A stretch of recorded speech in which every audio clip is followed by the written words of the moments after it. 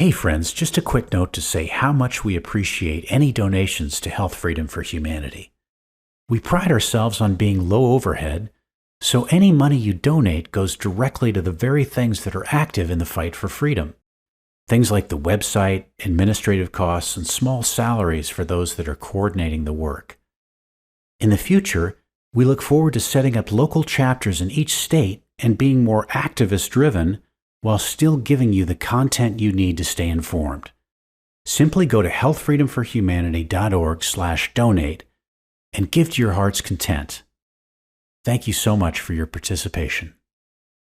Mark your calendars now, October 8th and 9th, the Health Freedom for Humanity Symposium in Kansas City, Missouri.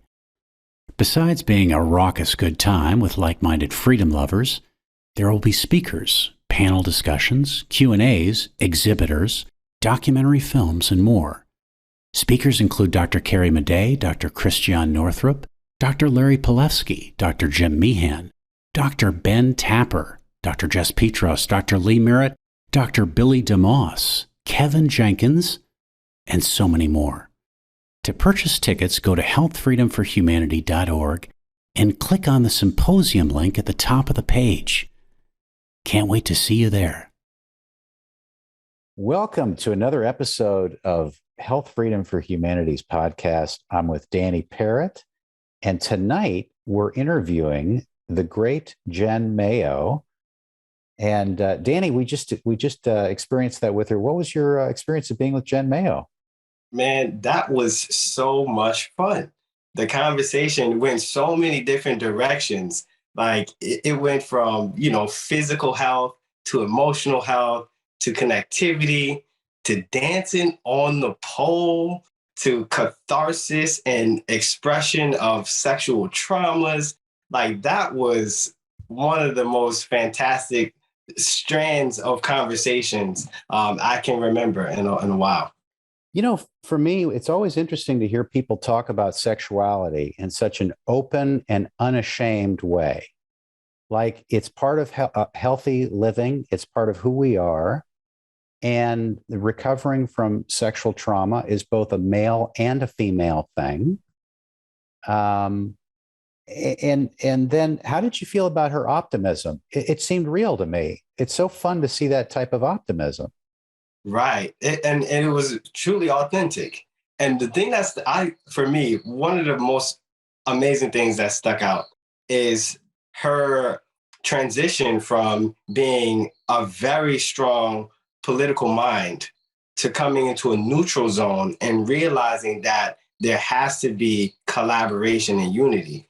Because like this politics stuff has people going nuts and making crazy decisions. So her wherewithal, her self-awareness to recognize that she was on one side of the spectrum and then leaving that honestly, it's like, I think it's amazing. Most people don't do that. And to have this conversation and self-awareness to do so is very special. This woman is somebody that is strong and empowering and doing great work.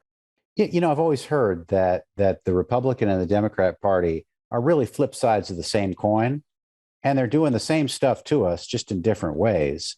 And so many people seem to be waking up to this fact that there's something way bigger than just looking at things from two sides. And the whole thing has been a way to distract us. So, yeah, I felt like Jen really got us back to the basics tonight. Absolutely. You did a great. Yeah, man. All right. Well, without wasting any more time, let's get into the episode. Cool.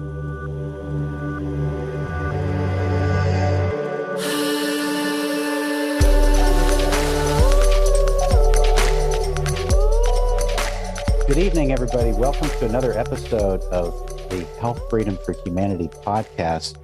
With us tonight is Jen Mayo. And Jen, how are you tonight? I'm good. Thank you. Well, so good to see you. And I can't wait for everyone to hear what you have to share, just based on everything you and I have been talking about. Can you start us out with telling us a little bit about your awakening and what got you into where you're at today? And, Sure. And first of all, let's start out with, when people ask you what you do, what do you tell them? Sure.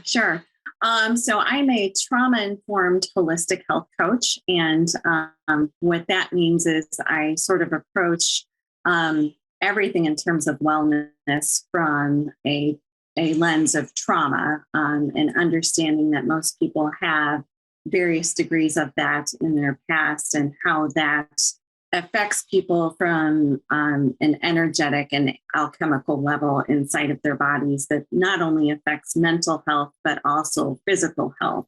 And I try to help people bridge that gap of doing a deeper dive into finding the resources that can help them achieve their wellness goals, that go beyond just basic diet and lifestyle changes. So. And what got you into that? What was your awakening aha moment where you're like, oh my God, I really need to do this? Sure. I had quite a few experiences in the past 5 or 6 years. I went through a divorce a while back, and had a number of health challenges through that process. And initially lost my now ex-husband's insurance. And that was sort of my initial aha moment, because I spent a few months outside of the insurance system. And it was kind of like Alice in Wonderland. It was like, I realized as soon as I didn't have insurance that there was this great big world that existed outside of what the insurance companies said that I had permission to use as healing modalities. So that was sort of the first place I started, and I'm grateful I ended up getting insurance again, to handle, bigger emergency kind of things. But I realized I'd much rather take most of my funds that I had been allocating towards insurance and put that towards things that actually work. But moving further on and towards the trauma-informed stuff that I got into later, I had kind of reached out to you guys because my father passed away 2.5 years ago at this point. So almost exactly a year before the COVID situation surfaced. And he died in a hospital ICU in very similar circumstances to what we were seeing at the beginning of COVID, with patients being on ventilators and ICUs and so forth. But what sort of progressively led to that point in time was on April 30th, 2016, my dad took a Viagra, and within several hours of doing that, he had what was later told to us to have been a spinal stroke. So I really want to communicate to people that, the things that seem random and like they don't really happen on the package inserts or when we're watching cable news late at night and they're going through pharmaceutical ads and listing off all the potential side effects that can happen. Those actually do happen to real people, and they ruin real families. So I think it's something that people have to take more seriously. But first of all, I thank my mom and dad for still enjoying that part of their life. I hope that I'm so lucky when I'm in my 70s to still be having wonderful relationship with whatever partner I may be with at that point in time. So, and I do think from a relationship standpoint, that was something that was always demonstrated well within my family, that having loving, physical and even emotional relationships with other people in various capacities was very important. So I love that they were still enjoying that. So, but yeah, so he had this incident with the Viagra, and I will point out too that he had been taking it at that point in time for roughly 10 years. So it wasn't like this was a new medication and an immediate reaction. This was something that surfaced years into his taking the medication. But so when that happened, I started taking a very deep look at my own health challenges and where they overlapped with my dad's, and kind of started looking at the lineup of things that had happened throughout his ages, as he progressively got older. He had a number of things that happened earlier in life. He was hypothyroid. I'm hypothyroid. He had some digestive issues. So did I. But he just kind of had this laundry list of different health problems that surfaced over the years. And the allopathic model of care, those are kind of just all seen as separate incidences that have nothing to do with each other. But as I started analyzing things and seeing how things lined up, I kept seeing sort of these patterns of just chronic inflammatory conditions that all show up in different areas of the body and express in different ways, but they're really all about the same root cause. So there were a lot of things with that. And after his final stroke, he developed, he eventually ended up wheelchair bound. He had some movement he was able to still do with his legs, and he was able to kind of like scoot around in a wheelchair. So it wasn't like he was completely paralyzed from the waist down, but his mobility was very restricted. But the biggest thing he had with his health after this point in time was just excruciating pain attacks in his legs. And he saw doctor after doctor after doctor. None of them could agree on what was really happening in his body or how to address it. So it largely just got addressed the same way most pain situations do, by throwing opioids and other types of painkillers at the problem, which managed it to some extent, but he was still just miserable most of the time. And the mental anguish that accompanied that, I think, was the hardest thing to watch. But what we noticed far too late into the process, especially my mother noticed, because she spends obviously so much time, and she kind of became his full-time caretaker at that point.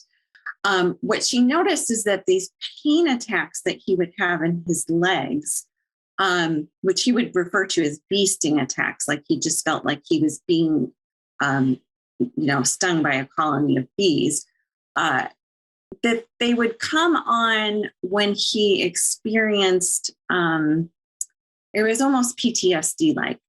There would be somebody who came to the door, a phone would ring, something that was startling would trigger these attacks in his legs. And that really got me started thinking in the aftermath of his death about the role of PTSD and trauma, and how that lays a foundation for so many different ailments. And I ended up going on to get my trauma-informed certification, partially based on that and partially based on some experiences I had had in my own life and just observations I had had with other people. So that's kind of how I came to that conclusion. I love that story. It's always amazing to me, Jen, when you see people come with an open mind to holistic health, and the stories that lead them there is so different. Right. I see, like, looking into some of your work, right? Some quotes that have stuck out to me were perfect diet and all the exercise will never compensate for stress hormone imbalance. For me, I'm a herbalist with a specialty in stress reducing herbs. So I love that, this is not just a one profession type of mentality. The idea that you recognize these things and you focus specifically on trauma, I think is important. The question that I have for you is, I know you work with a wide range of activities to help reduce cortisol and help with stress and our ability to handle the daily interactions. Yeah. But what is the genesis that you think to start for every person, or at least the majority of people, to reduce their stress right now? Well, I think self-awareness is the number one thing. And, I talk a lot about stress denial, and I think I was probably the biggest denier of my own stress for most of my life. I'm also a recovering perfectionist, so I'll put that out there. I think that we just live in this culture of busy, busy, busy. And we've come to think that that's normal, and it really isn't normal. Our biology was not designed to be in an always-on stress state. We were designed really to be hunter-gatherers and go out and do a hunt and gather our things and come back. But most of our time was actually spent in community together. It wasn't spent doing a 9-to-5 job, running a carpool, doing endless things for your boss after work and so forth. So I think so much of it is just having a self-awareness of where you are with your stress levels, and coming to terms with that and realizing that there may be some very drastic changes that have to be made in your life. And I think the number one thing for me, and I try to communicate to so many people, is the power of no, and that it is okay to say no and to turn down responsibilities and to always put yourself first. I always say that self-care is primary care. Well, Jen, I'm ready for you to heal me.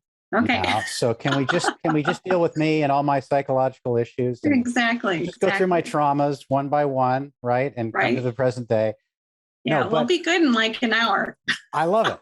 I love it. And as people see me get healed, then they'll get healed. It'll be perfect. Exactly.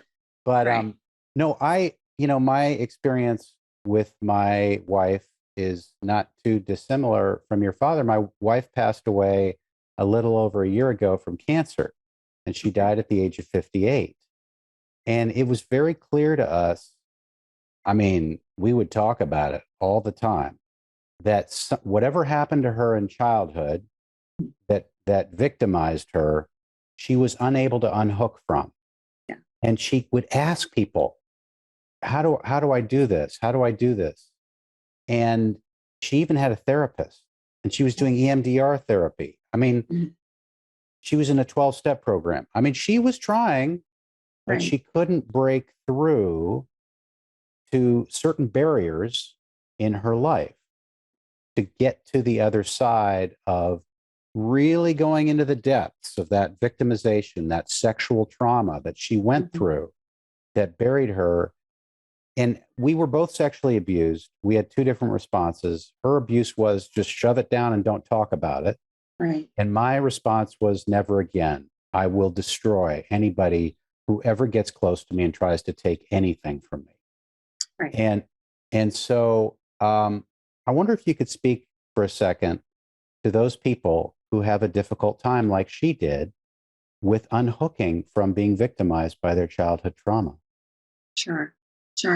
I think particularly in the case of sexual trauma, there's so much shame involved in it. And I think the two dynamics that you just mentioned, the shoving it down and suppressing it, which with many traumatic type of experiences, I can personally relate to a lot, as well as, and I think it's maybe more a male-female dynamic there of the shutting people out, from a male perspective, and putting up walls, and just not even allowing yourself access to your own emotions. I think it's very characteristic of how that plays out in male trauma. So there's definitely a yin-yang kind of thing there. Neither one is healthy in this particular situation. So I think so much of it is about being able to own it, and acknowledge it, and give yourself permission to feel whatever parts of that experience you need to feel. And there's sort of this expression that you have to feel it in order to heal it. And if we're not feeling it because we're either suppressing it or we're putting up walls around ourselves, it's impossible to feel it. So in order to get through it, you actually have to feel the emotions, work through that, and come out the other side, because that's where all the beautiful magic happens, is once we've actually resolved those feelings, rather than allowing them to be stuck inside of literally stuck in the tissues of our body. Beautiful. Yeah. That's amazing. Like, that boils down back to that self-awareness thing that you were saying, acknowledging what's happening is key in the recovery of emotional and physical stuff. Yeah. So essential. And one thing that I think makes you very special, made me very excited to speak with you, is the various approaches. Now, one of the things that stood out to me as very phenomenal is the pole dancing retreat. So yeah. I went into this because this is not the first time I've heard about pole dancing. In fact, my cousin is a pole dance instructor in Washington, D.C. So I always, I was like, wait, what are you doing? Right. Right. what, Right. what is that for? But I know that the physical aspect of it is extremely therapeutic. And I want to know, what are some of the other benefits that that people or women enjoy from the pole dancing? How do you incorporate that with the stress response and the emotional health and the healing? How does that work?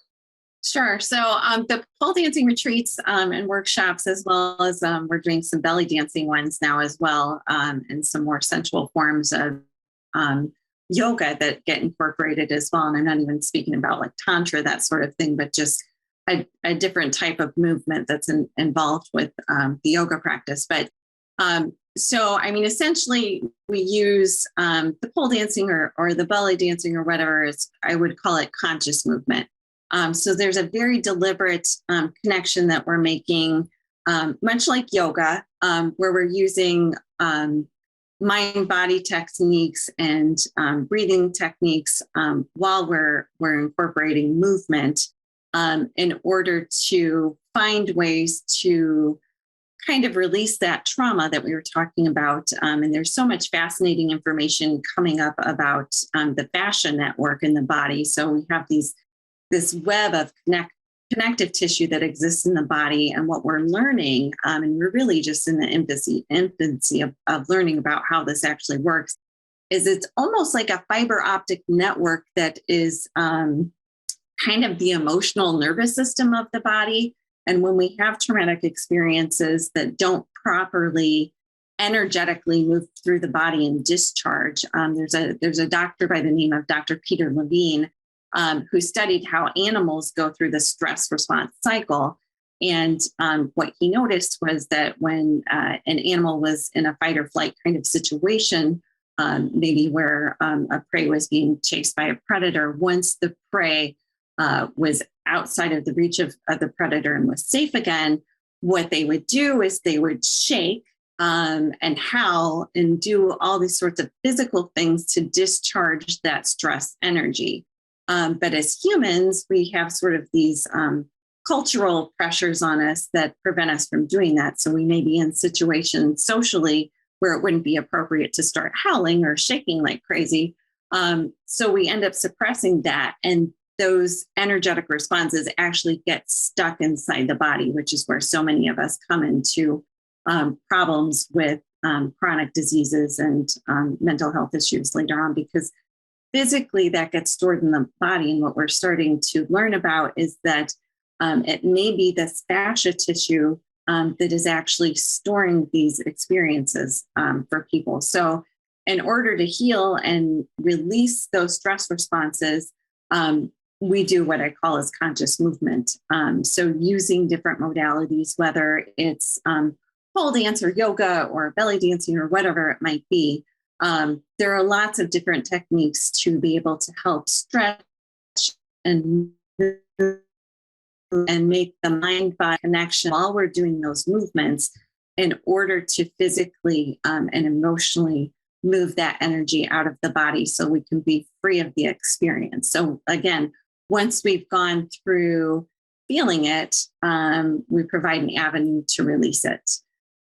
So specifically, when we talk about pole dance and belly dance and so forth, I think a lot of times when the trauma that we've experienced is sexual in nature, the healing of it also has to be sexual in nature, either whether it is directly through conscious sexuality practices or just more sensual movement. And I definitely find the community we have with groups of women-only retreats and workshops where we're able to meet in community and hold space for one another in a very safe setting.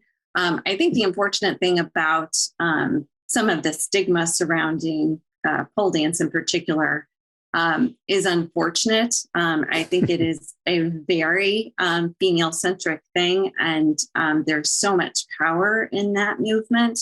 And it doesn't need to be done in the setting of a gentleman's club or anything. It can be done in the privacy of your own home or just with girlfriends or whatever it might be. But the actual movement that's done with that and the connection that we have to our bodies while we're doing it is so incredibly powerful. And I know when I teach the workshops, I go through sort of at the end of the class a moving meditation, where we kind of step back and we realize that the purpose of the dance isn't for a performance for somebody else the way maybe it would be in a club. But it's to connect with your own body and to just allow yourself to connect with music or whatever the guided meditation might be, and just let your body move in whatever way it wants to move without judging it, without putting a performance perspective on it, and so forth. So it's really about just allowing the body to express itself in its own natural state without putting expectations on that. Jen, I want to ask you about a process I'm going through right now. There's a great old saying in Al-Anon, don't just do something, sit there, to help people get out of that mode of constantly trying to do something to fix something. Mm-hmm. And I find that the way I rewire my brain, which, has this sort of inclination, like I've got to get this thing to be okay. If I don't have this thing, I'm not going to be okay.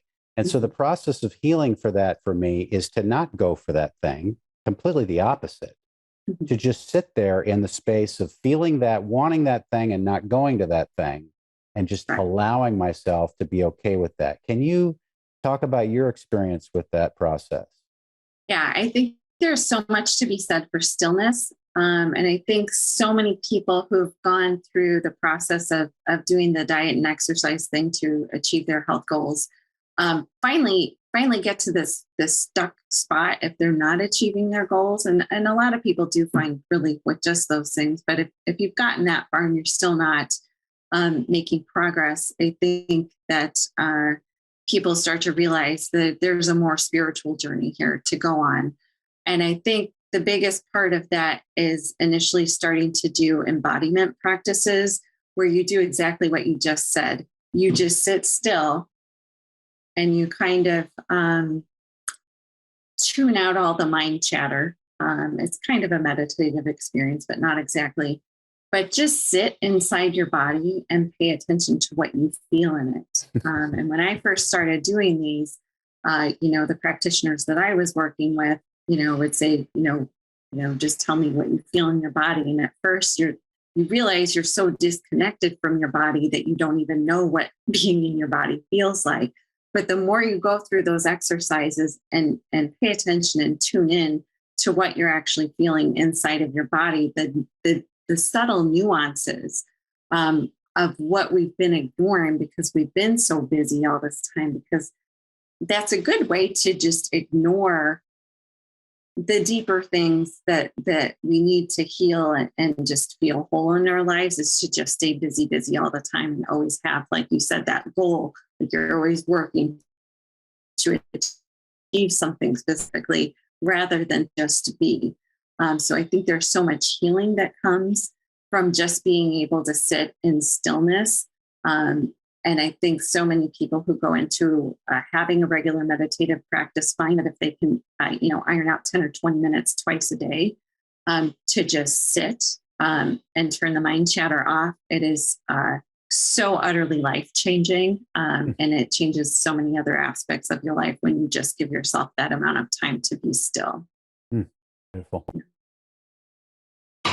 And that stillness is something that you incorporate into all the different types of movement trainings that you use as well, right? That's one of those things that seems to be baseline for all effective modalities in the physical movement space.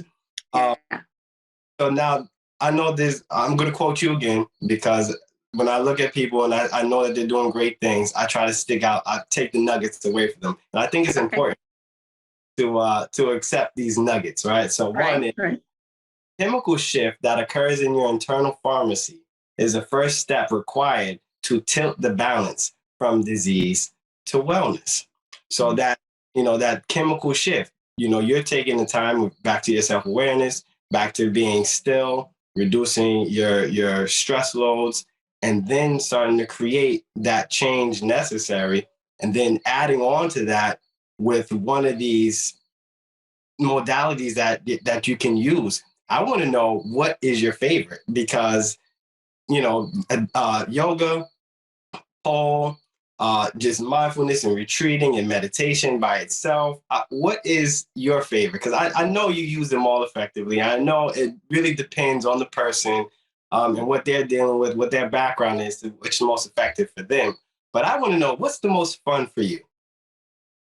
Definitely pole. I've done yoga a little bit longer, and I'd say it's easier to kind of fit that in as a regular practice. And it's easier to do that in a community space. But there is something about pole dancing, and I've always been a dancer, and I've always been into, I guess, conscious movement, even though I wouldn't have called it that when I was younger. I was a figure skater when I was young, and have done various forms of dance throughout my adult life, including, ballet and ballroom dancing and so forth. Pole, I think I really gravitated to because I didn't need a partner. So that was kind of a bonus of it too. But there's something, there's a certain sensuality to it, and there's this freedom that comes from just allowing your body to move in that way, and something about the centrifugal force of moving around the central object, and having that sort of be the center of that particular movement. And obviously, there's some wonderful athletic things that come along with it. Just the physical strength that I don't think people realize takes, particularly upper body and core strength, to be able to execute that. It feels really powerful, especially when you do reach certain goals. In that, I remember there was, at one point I was able to do this inversion technique that I really had to build up to being able to get the muscle memory and the physical strength to be able to get there and hold myself in it. That felt so wonderfully accomplished after I did it, that it just made you want to keep going. And then that was, of course, the gateway into being able to do more complex moves. But it's just that particular movement for me has been so healing. And when I decided to take that and incorporate that into, this way of healing from trauma, it sounded like a stretch, and I even in some of my marketing materials, acknowledge, okay, pole dancing and trauma, those sound like, maybe they don't really have anything to do with each other. But then when I started working with women on this, and women who had never been on a pole before and never given themselves permission to try something like that, to see them light up and come alive when they did it was so fantastic. And it was so worth the rewards, to see how happy and free they felt to be able to do that. And what I say about pole in particular is, there's a level of permission you have to give yourself to engage in doing that, because there are certain social stigmas involved with it. And I feel like the permission to dance parallels the permission to heal, because there's that same component when we look into holistic health, that we have to give ourselves permission to heal, instead of continuing to look outside of ourselves and handing our power away to so-called authority figures, in more allopathic models of medicine. There are treatments that can exist there. There are Band-Aid solutions that can exist there. But true healing comes from giving yourself permission to do it in the first place. And that's sort of the starting point, I think, for so many people to go onto that deeper journey of healing, and be able to find their solutions. And like you were talking about earlier, create the internal alchemy in their body has to come from doing that, giving themselves permission in the first place. That is so awesome. I know Danny can relate to dancing. Yeah. I've been dancing for the last year now. Pole dancing? No, just dancing. No, okay. For the first time in my life. And when I go for walks with my dog, and I'm listening to music, I'm dancing down the street. Sometimes I don't care what people think, but it's so fun. It's so freeing. And there is something that needs to happen in the body. Danny, what's that like for you? Well, honestly, I singing and dancing is really important, at least in my emotional health. I mean, I'm not, dancing on the pole, but I do really feel that is important as a physical aspect to use your body weight and to make sure that you are moving. So this is one thing that stood out, Jen, is the aspect of women essentially giving the middle finger to these social conditions. Like, that is it's empowering in itself. Like, there's obviously, I've heard from my family members, right? Keep your daughter off the pole, right? That's just it's just a thing. Like, Oh, so good. but it's really important. Like, women can make their own choices, right? Like, and forget everything else. I want to make sure that I'm in control of my life, essentially. I am doing something that is physically improving my body. And the self-awareness, this is one of the things that I think is really, it always is always essential, but the body awareness, because there are, like, you holding on to a pole and, balancing yourself, the majority of humans will never even recognize what that muscle is, behind them. They will never even gauge that to know. So you don't even recognize the quality of the muscles in your own body for the majority.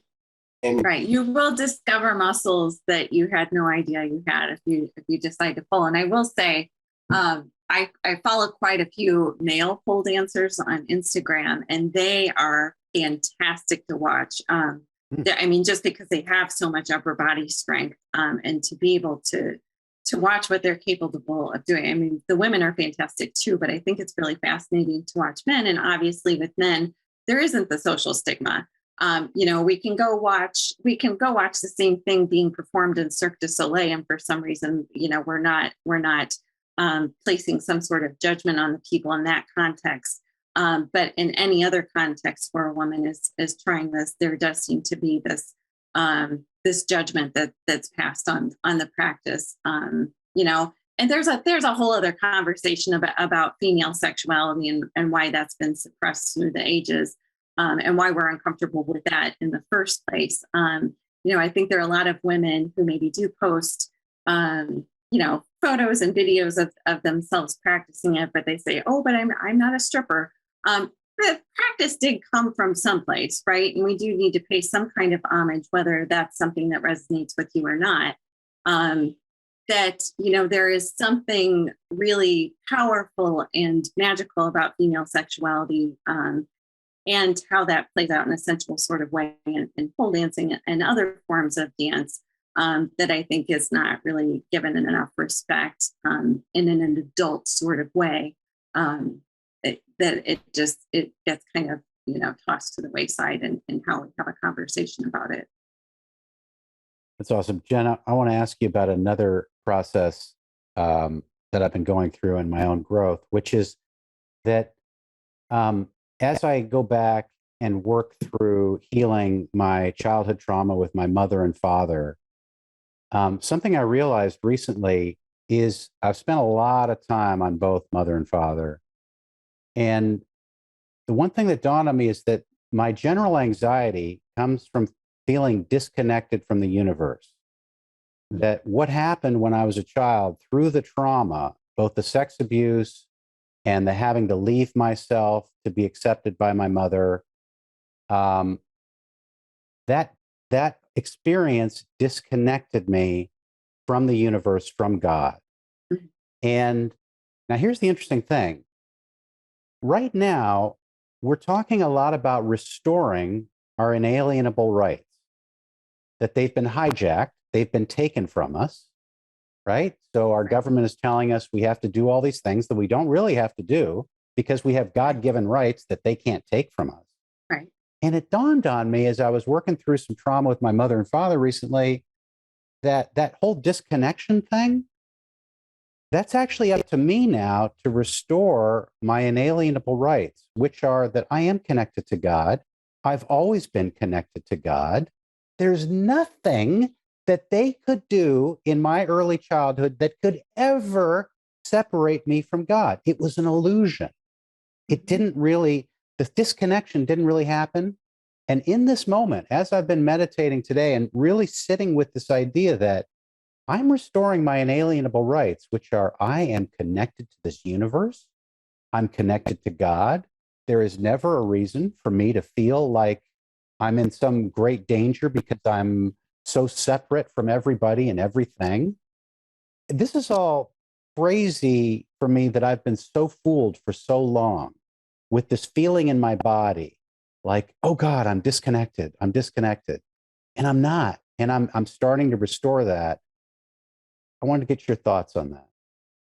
Yeah, I mean, I think really everything comes back to connection. And I think, events in the world right now are really highlighting for those of us who have no awareness about it, this really distinct disconnection that's surfacing, whether it's disconnection from self, disconnection from the people in our lives, disconnection from the global community. There's just this overarching disconnection, and technology is great to a point. But I think things like Zoom and Amazon have made it so easy for us to not have to go and share physical space with people. I mean, literally, you don't ever have to leave your house at this point if you don't want to. You can have everything delivered and just, conduct business over the internet at this point. But we lose something in that physical presence and sharing of space with other people and just with ourselves. Like, going back to the stillness that you mentioned before, just having that connection to sit with yourself and be comfortable with that. I think there's a lot that has been lost in the technology realm in terms of creating those disconnections. And I would hope that people are starting to understand just how important that human connection is now more than ever. That more people, I think, are starting to seek that again and try to foster means of kind of utilizing technology in a way that's still very helpful to us, but without losing our connection to ourselves and others. Beautiful. Yeah, I think that is quintessential at this point. It is beautiful for us to have, Zoom and to have, these different platforms to communicate and see each other digitally. But there is still a separation and an isolation that needs to be addressed.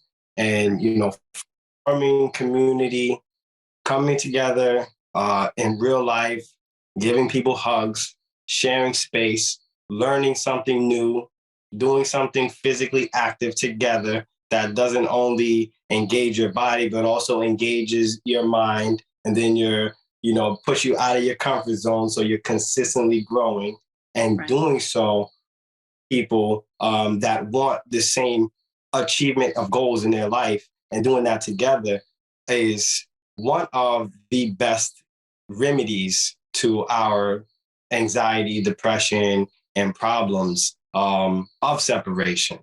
So I see this, you hit it right on the head, having these outlets, especially for females, especially for people with trauma, and especially with individuals that, are feeling, that they are not engaged in what they want to do.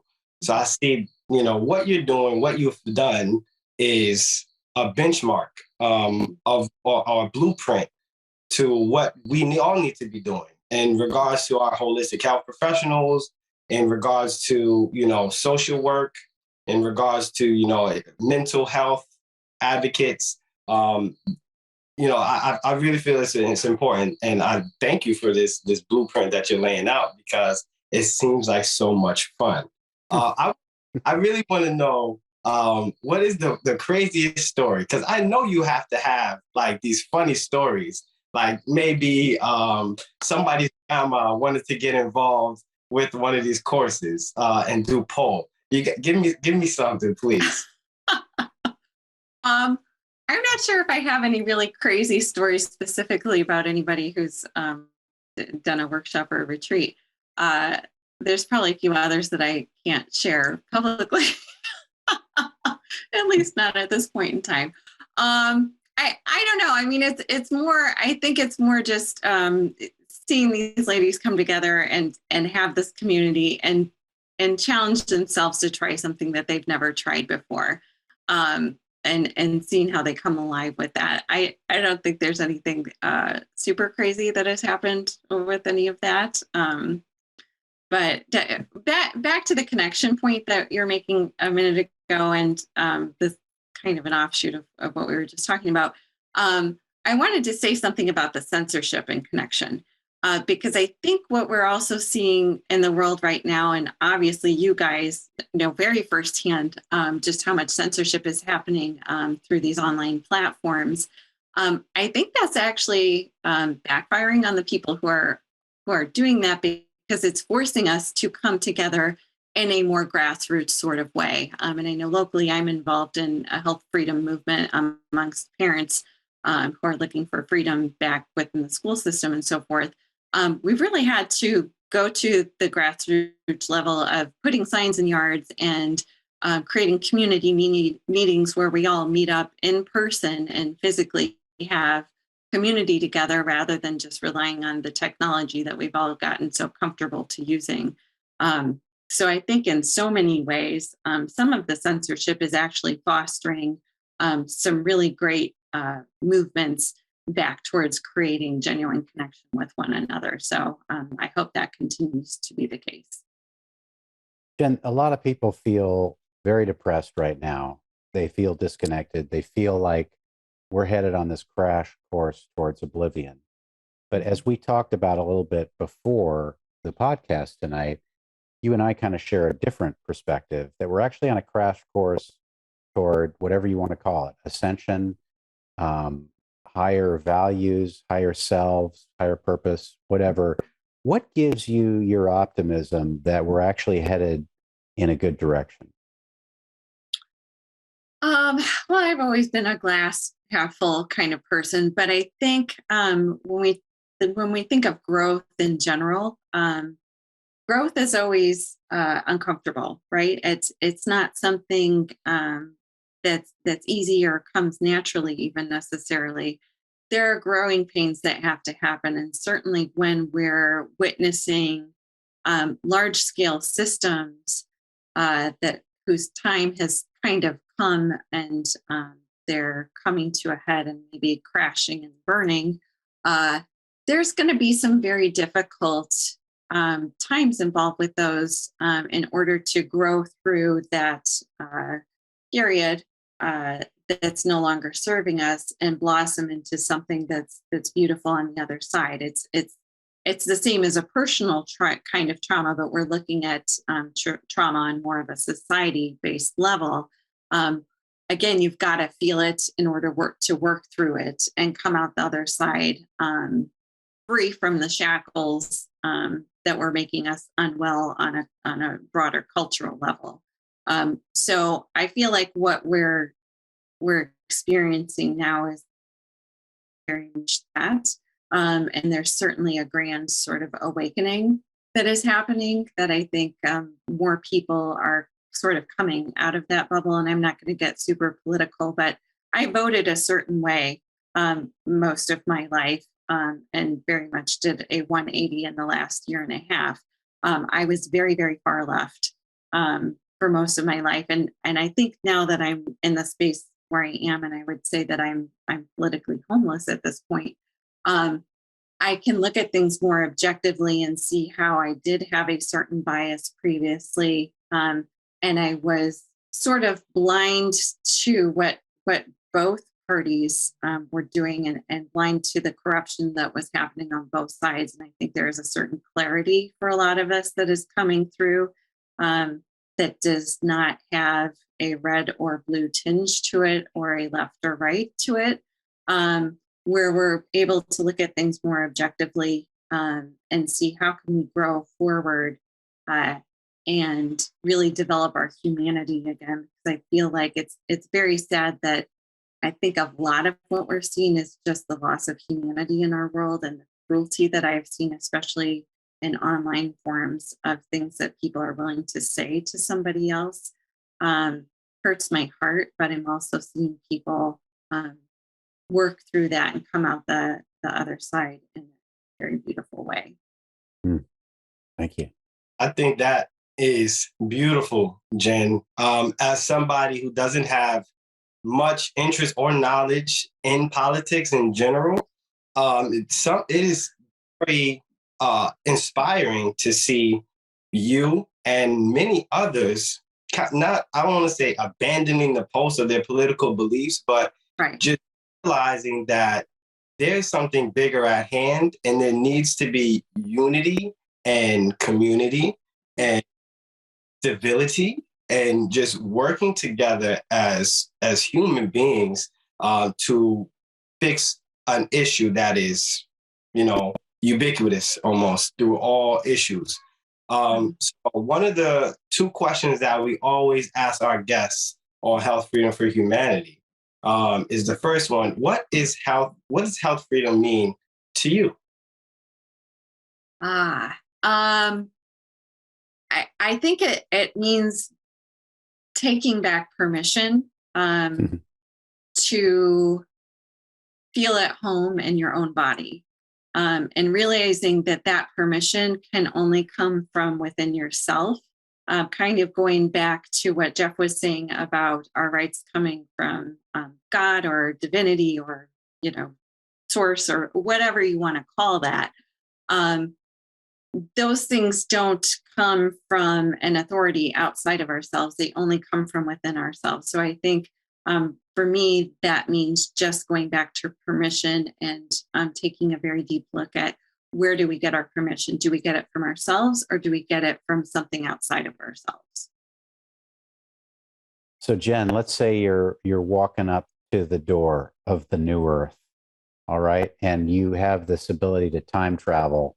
And let's say you're moving forward 20 years, 30 years, whatever your utopic world looks like. As you open the door to the new earth, what does it look like? Well, it's very lush and green and beautiful, obviously, but I think it's just love is the only thing I can say. Maybe this sounds too utopian, but I really think there is this dynamic of love versus fear going on right now. And I think there's so much fear that has been instilled in people that once we work through that and come out the other side and this time machine that you've mentioned, 20 years into the future, I'm hoping that we certainly have a humanity and a world that is governed by love rather than by fear, and teaching people to encompass that and come together in a way that fosters, again, that community that I was talking about. And I think we need to think about that a little differently too, because I think this has been tried to be sold to us in a way with propaganda of coming together in a conformity kind of way, or a pressure based on fear to all behave in a certain way.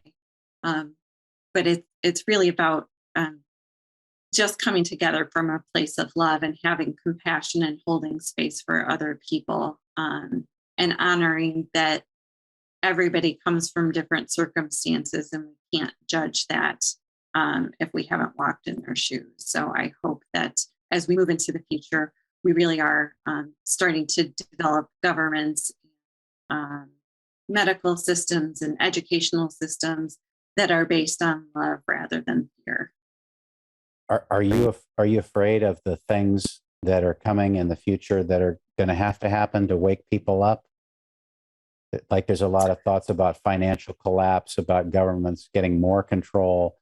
In my mind, that just wakes everybody up. And what you were saying to, fine, censor us, and that makes us more grassroots. And now we're unstoppable on a local level. How does that feel to you? Well, I think the systems are so broken at this point that it's not so many people have talked about, they just want things to go back to normal. Well, normal wasn't working. I mean, normal was never working, and we were just fumbling towards this place in time. And now we're seeing it explode in our faces. So I think, like you said, we're going to have to go through these periods of uncomfortableness. And, there's an expression I always say is lean into the discomfort. So there is a certain amount of fear that goes along with that. And there always is with things that are uncertain. But if we can remind ourselves that if we can lean into the discomfort, the beauty that can come out of that, if we're willing to step through that uncomfortableness and really challenge ourselves. I think so many people, this is, even on a grassroots local level, I've seen so many people become wonderful public speakers who have never spoken out before. I think this is really, really waking up people's fifth chakras, right? So a lot of people are who may not have been vocal before, but have very strong and wonderful ideas about how they can contribute to the world and the shifting things that are happening, are getting much more vocal about it, myself included. So I think as we move forward, we're just going to see a lot more of people embracing the idea that we do really need to lean into that discomfort and embrace what that has to offer when we get to the other side. Well, I so appreciate you bringing this aspect of health freedom for humanity to us, which is this emotional healing through trauma, humanity side of the whole picture. And so if people want to find you and they want to find out more about your workshops and what you do, where can they find you? Sure. I'm online at jenmayo.com. That's JenMayo.com. And Facebook and Instagram, I'm jenmayo.bodyliteracy. And you can also find me on the Body Literacy podcast. Nice. Danny, did you want to say anything more? Well, first and foremost, this was a very enlightening conversation. I loved having this conversation with you because I feel like we hit on some important topics of self-awareness, of bucking the system and any recommended social pressures that are put on you, forgetting about censorship, coming together as a community and growing together as a community. I thought this was a special conversation for me, and we'll definitely be having more conversations after here because I told you a cousin of mine, she does pole professionally. So I want to make sure you guys can connect. Oh, definitely. That family continue to grow. Those tribes continue to grow. Yeah, definitely. Thank you. And if I ever have a men's pole retreat, I will definitely let you know. I'm not too bad. I'll tell you, I used to do gymnastics. Don't get me on the poles. It might get crazy. All right. And I'm a good dancer, so I'll just work around that pole as best I can. Okay. Yeah, man. Oh, well, Jen, thank you so much. Really appreciate you. And I look forward to spending more time with you. Absolutely. Thank you so much for having me.